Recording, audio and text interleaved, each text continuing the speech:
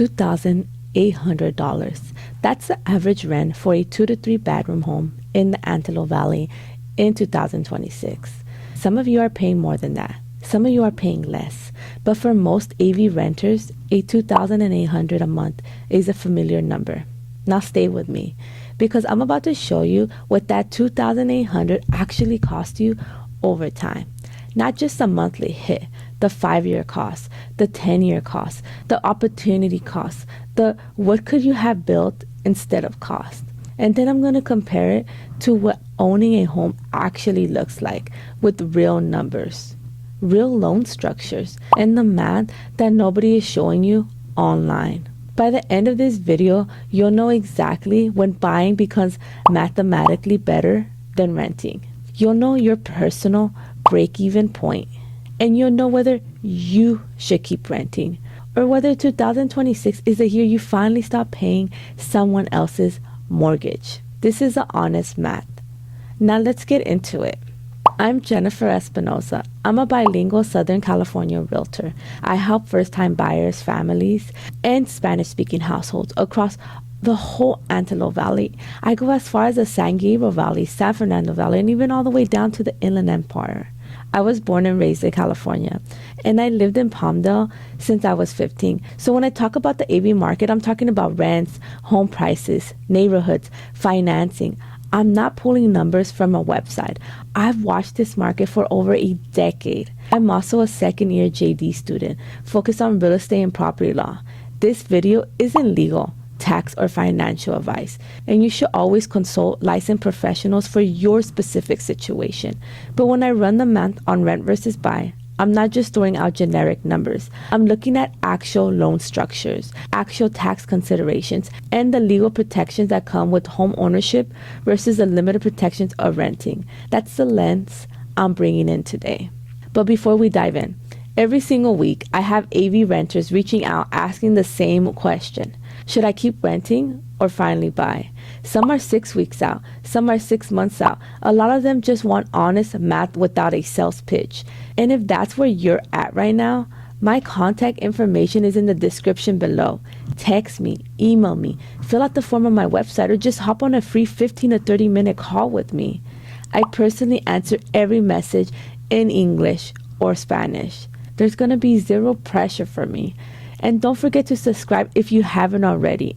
I post new videos every Wednesdays and Saturdays at 10 a.m. Pacific time. Now let's get into the math, okay? Let's start with what renting actually costs over time, because most people only think about the monthly payment. They don't think about the cumulative cost, and that's where the real story actually begins. So let's look at the base numbers. So the base numbers is $2,800 a month average AV rent. $33,600 a year, $168,000 over 5 years, and $336,000 over 10 years. But here's the thing. Those numbers assume you rent never goes up. And we both know that's not real. The average annual rent increases in California is between 3 to 5% per year. Some years more, some years less. But over a 10-year period, you can expect roughly 3 to 5% compounding annual increases. So let's run real numbers. If you start at $2,800 today and rent increases 3% per year, in the first year, you're paying $2,800 a month. That's $33,600 a year. In the third year, you're paying $2,970. That's $35,640 in a year. In the fifth year, you're paying $3,150. That's $37,800 in a year. In the seventh year, you're paying $3,340. That's $40,080 a year. In the 10th year, you're paying $3,650. That's $4,300 in a year. Total paid over 10 years with realistic increases, which is roughly $385,000. $385,000 with nothing to show for it. No equity, no ownership, no asset you can borrow against, no tax benefit, no appreciation, no legacy for your kids. That's just $1 going out the door.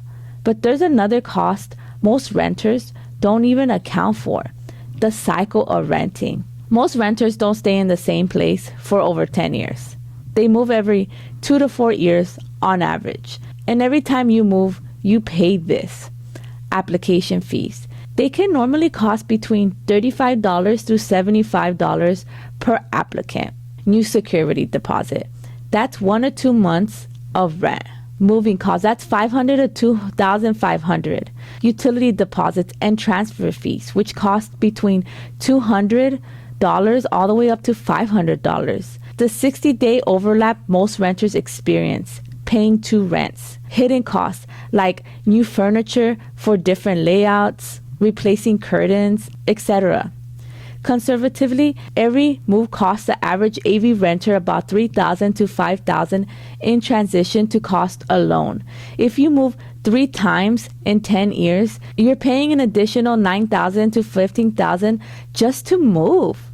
Let me tell you about a renter that I actually talked to recently. She's been renting in Lancaster for about 8 years. She started at $1,950 a month back in 2018. Today, she's paying about $2,775,000. Her landlord just told her rent is going up again to $2,850 next month. I ran the numbers for her. Over those 8 years, she had paid approximately $223,000 in rent. She moved twice in that period. So add another $7,000 in transition costs. So total is $230,000. If she had bought a house for $375,000 starter home in 2018 with FHA financing, she would have had built approximately $90,000 in equity from principal pay down alone. Capture roughly $80,000 in appreciation. Lancaster homes have appreciated significantly since 2018. Saved on monthly housing costs after the first 4 years. Her mortgage would have been lower than her rent by year 4. She told me she felt sick when she saw the math. But this is exactly why I want you to understand the rent math. Because once you see it, you can't unsee it. Now, I know what you're thinking, but buying a home is expensive too, right? Don't I need $80,000 down and a perfect credit score? I'm going to show you exactly how that math works in the next section, and I promise you, it's not what you actually think it is. Let's jump over to the second part, the buy math. Now, let's run the math on buying. Our example, a $475,000 home in Lancaster, California. This is realistic. There are dozens of starter homes in this price range across Lancaster, East Palmdale, and even parts of West Palmdale in 2026. There are down payment options, 20% down, which is $95,000. Most people can't do this. 10% down, $47,500. 5% conventional, $23,750. 3.5% FHA, $16,625. Most common for first-time buyers. VA loan, veterans, 0 down. Cal half a stack with FHA can be near 0 out of pocket.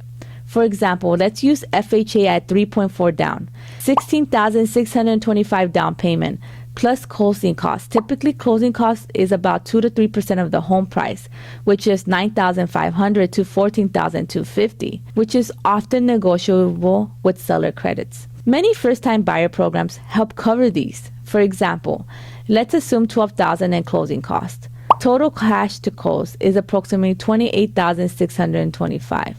Now, your monthly payment, what we like to call PITI, which stands for principal, the amount going to pay down your loan, interest, the cost of borrowing, taxes, property taxes, which is about 1.25% of purchase price annually in California, insurance, homeowners insurance, plus FHA mortgage insurance on a $475,000 home with the FHA on 3.5% down at current 2026 interest rates. Loan amount, $458,375. Principal plus interest, which is approximately $2,650 a month. Property tax, 1.25%, which is $495 a month. Homeowner insurance, which is $80 a month. FHA mortgage insurance, which is $200 a month. Total month PD is $3,425 a month. So at first glance, renting at $2,800 looks cheaper than buying at $3,425. That's $625 more per month. But hold on. This is where it gets interesting. Here's what most people missed of that $3,425 monthly payment. Approximately $700 is going to principal paid down in the first year. That means $700 a month is going into your home, building equity. That's money you keep.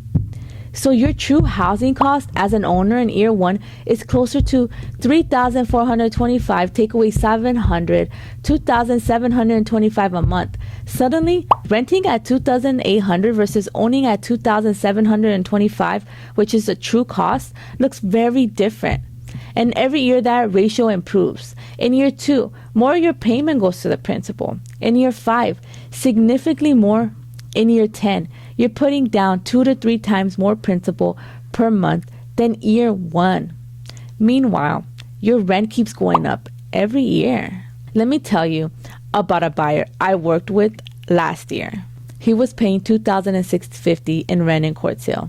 Couldn't believe he could afford to buy at all. So we began to run his real numbers. His monthly mortgage payment came in at $2,890, which felt scary to him. But after accounting for principal paid down, his true cost was about $2,200. After tax deductions on his mortgage interest, even lower. He bought the home in September. By the time his rent renewal would have come up the next year, were he facing a $200 increase. He was already saving $300 plus per month compared to what renting would have cost them. That's the magic of buy math. Your cost freeze, while renting cost keeps climbing up and up and up.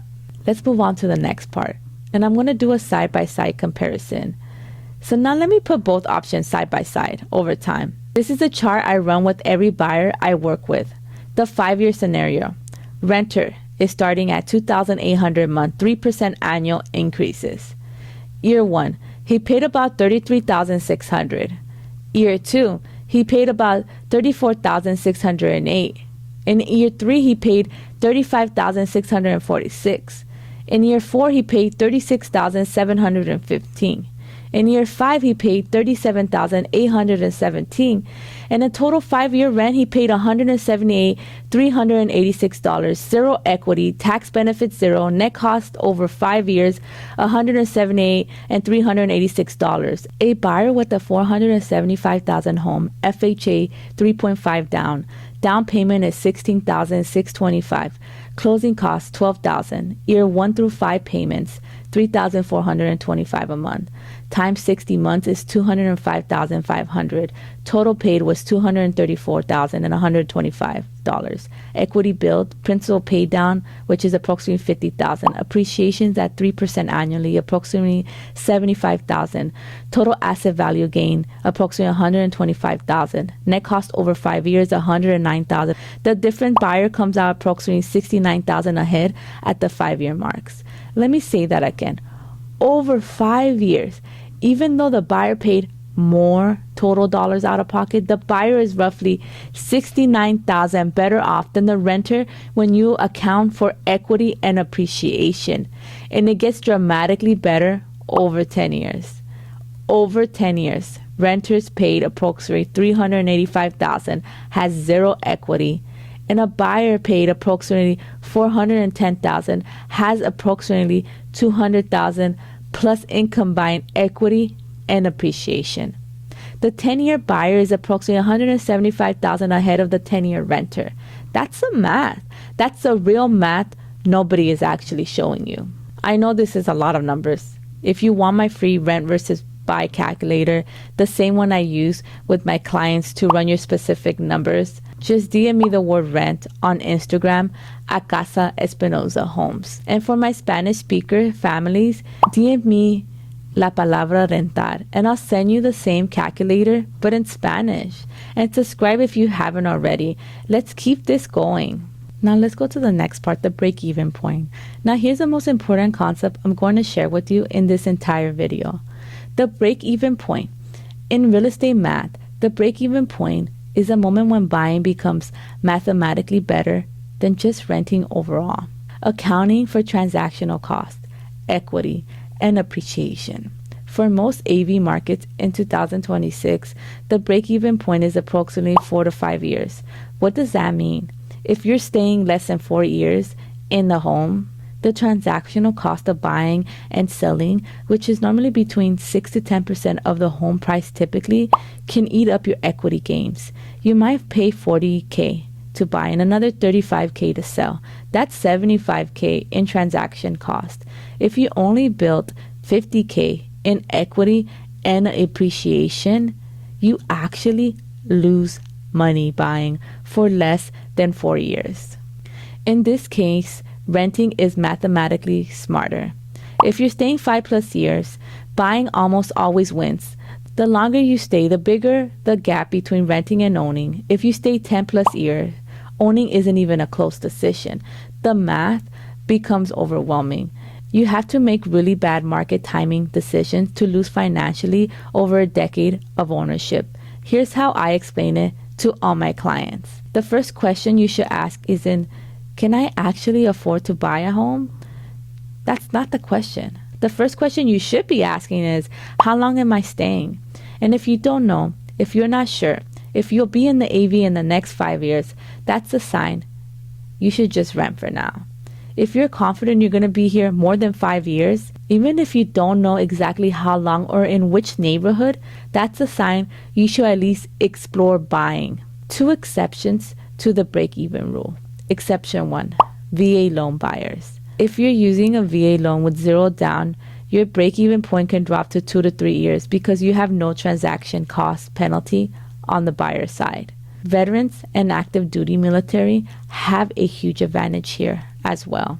Exception 2, sellers who do own the renovations. If you can add significant value to a home through DIY renovations, you're a contractor. You know what you're doing. You can sometimes break even faster because you're building equity through sweat equity rather than waiting for natural appreciation for most buyers. For most buyers though, the 4 to 5 year rule is the right rule for them. Let's jump over to the next part. Who should you keep renting? That's a very good question. And I actually want to be honest with you right now because buying isn't right for everyone. Renting is a smarter move if any of these situations actually apply to you. First one is you're staying less than 3 years. Transaction cost will eat your equity. Save the money instead. Your job is uncertain or you might relocate. That's another one. If there's a real chance you need to move for work or family, renting gives you flexibility. You don't have a stable income yet is another one too. If you're actually between jobs and you just started a new role or you work in a volatile industry, wait until you have at least 12 months of consistent income. Then there's a different one. You don't have 6 months of expenses saved. After you put your down payment together, you should still have a cushion of 6 months worth of mortgage payments saved. If buying drains your savings entirely, you're one emergency away from losing the home. Your credit isn't where it needs to be yet. If your credit score is below 580, you're going to qualify for terrible interest rates. Sometimes 2 to 3 percentage points higher than the market rate. Wait, fix your credit, then buy. And by the way, I can help you make a credit improvement plan if you just DM me the word credit, or in Spanish, crédito, in my Instagram, Casa Espinosa Homes. You hate the idea of being a homeowner. Some people generally don't want to deal with maintenance, repairs, HOA, property tax. That's valid. There's no shame in renting. The shame is in renting forever because nobody explained the math to you. If renting is right for you right now, keep renting, but know the math for yourself and know when your situation begins to change. Buying makes sense if most of these apply to you. You're confident you'll be in the AV for more than 5 years. This is a number one question. Your income is stable. You've been in your job or a similar field for at least 2 years. Or you have been self-employed for 2 or more years with documented income. You have your own down payment plus cushion. You don't need 20%. You need the 3.5% for FHA. But you also need closing costs, 10 to 15K, and a 6-month emergency fund after closing. Your credit is in a decent shape. 580 plus for FHA, 620 for conventional. If you're below that, work on it for 6 months and revisit it. You're emotionally ready to be a homeowner. You understand things that will break. You understand maintenance is on you, and you're okay with that. You're tired of paying someone else's mortgage. This is an emotional drive for most of my buyers, and it's a valid one. If you check most of those boxes, you should at least run your real numbers with the lender. You don't have to commit to anything. You don't even have to buy this year if you're not ready. You just have to know. Most of the renters I talk to are closer to buying than they actually think. The math just hasn't been explained to them correctly by someone who isn't trying to just sell them something. Let me wrap up with the numbers that matter the most for you. Renting at $2,800 a month for 10 years is a total of $385,000. Your equity bill is nothing.